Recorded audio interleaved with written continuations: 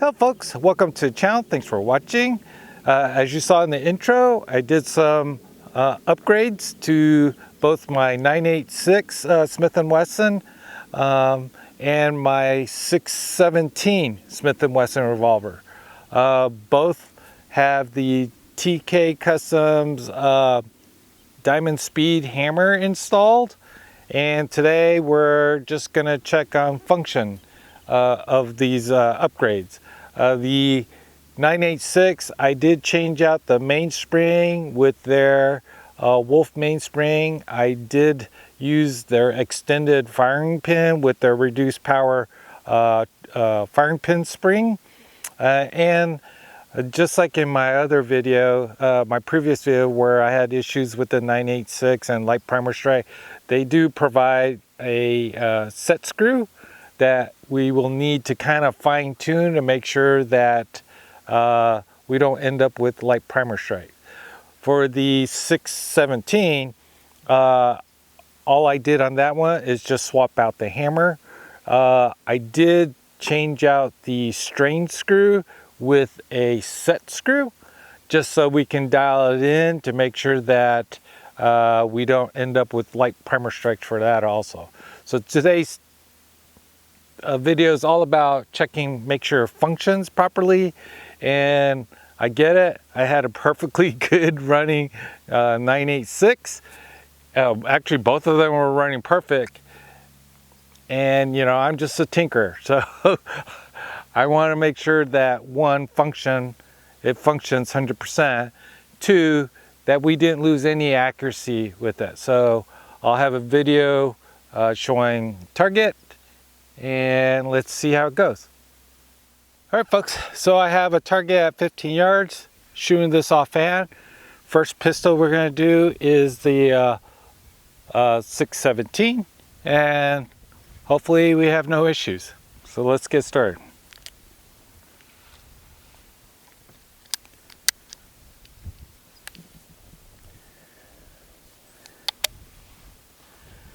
There you go. I'm aiming for center mass. Again, I just want function test today, so let's make sure it goes. Yeah.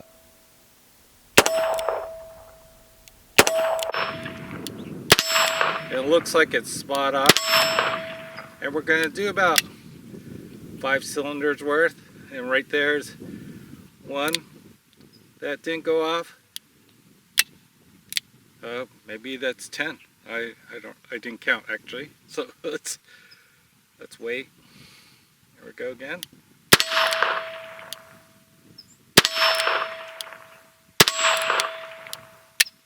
So that's the nature of rimfire. Sometimes they can go off. So let's see if those other two go off. There goes one. There goes the other. So that's about 80% reliable. So what I'm going to do is I'm going to go ahead, just crank the strain screw about a quarter turn, and as you can see on target, it is spot on. So let me make the adjustments and we'll try it again.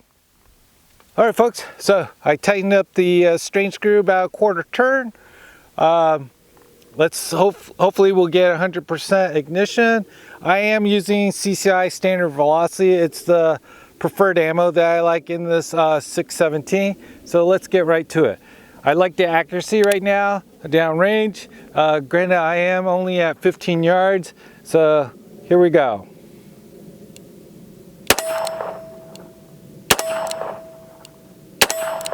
The trigger feels the same. It's always been smooth.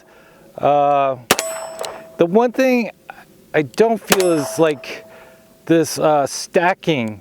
I'm not able to stack it like before. And I don't know if it's because it's lost that piece for the single action. But feels really good, feels smooth. In terms of heaviness of the trigger, I have no idea, but it's not bad at all. That looks like, let's see. Oops, I missed one. Let's see. I wasn't counting. Sorry, guys. Let's see. There we go. I think that's all 10 now. No, let's see. Yeah. So I have one here that looks like a really good strike on the primer, but it didn't go off.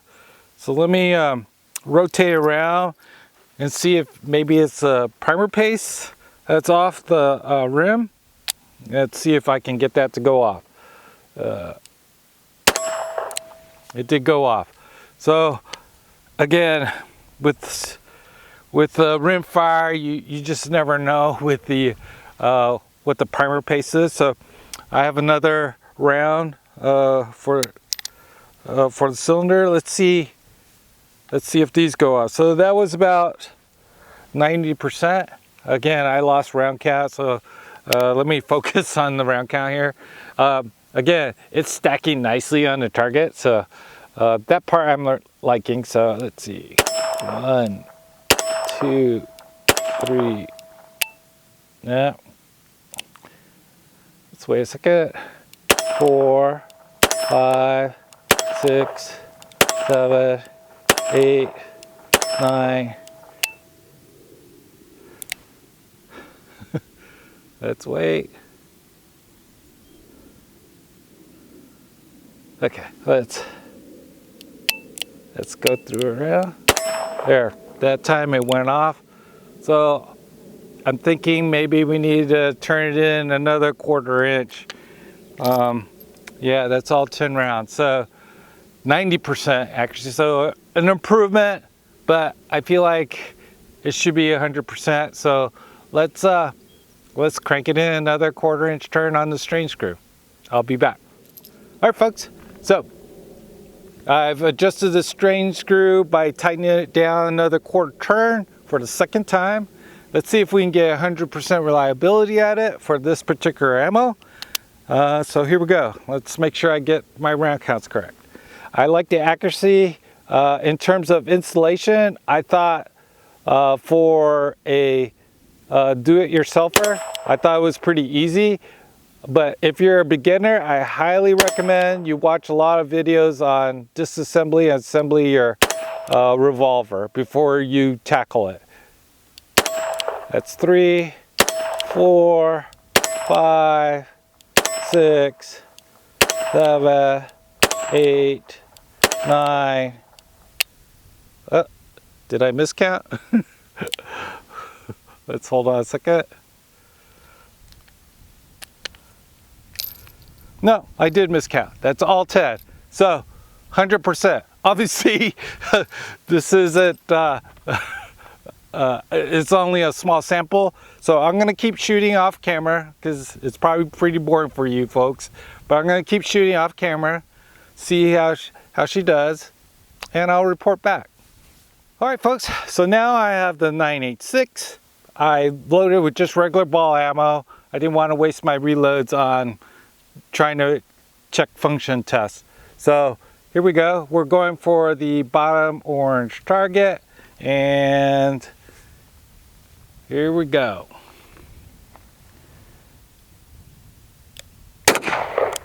Okay, shot way low.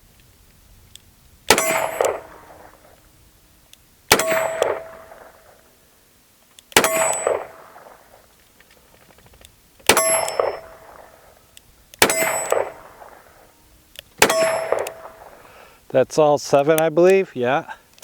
So in terms of functionality, 100% right off the first cylinder.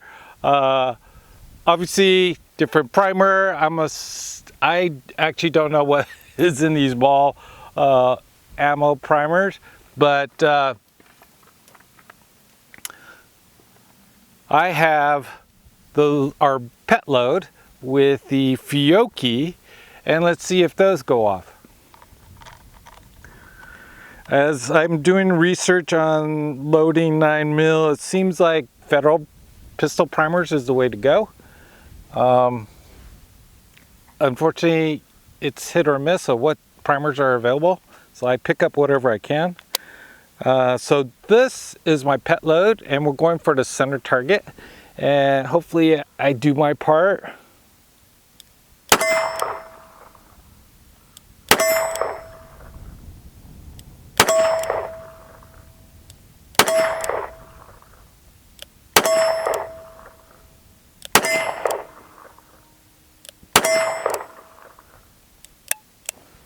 7-shot, 100%.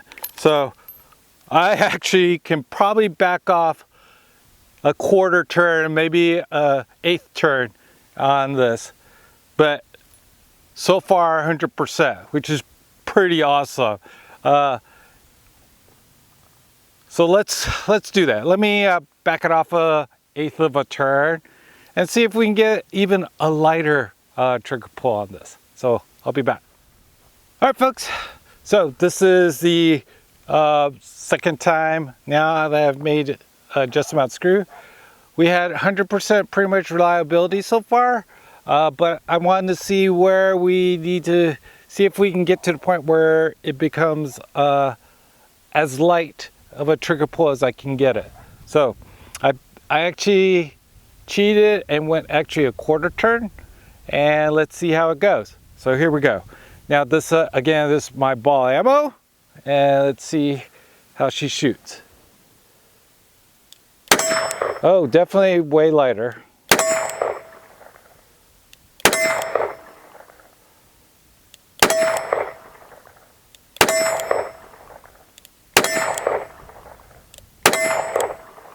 I think that's 7. Yeah, that's 7. So still firing off all of them. So let me put in the pet load that we really like. And let's see.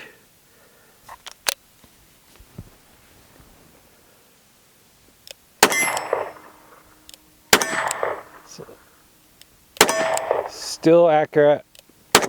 Oops, that was me. Still stacking them. I believe that's 7. It is 7. 100%. 100% reliable.